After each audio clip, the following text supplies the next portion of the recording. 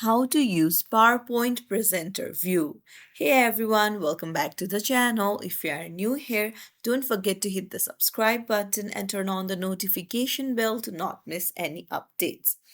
So, presenter view is really important and makes your presentation better if you are sharing it with an audience. So, I'll teach you how you can present your slide in presenter mode.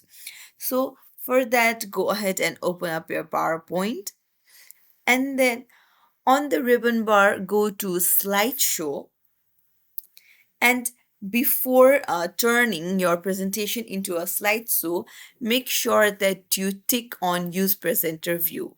So presenter view shows the full screen slideshow on one monitor and a speaker view on another monitor.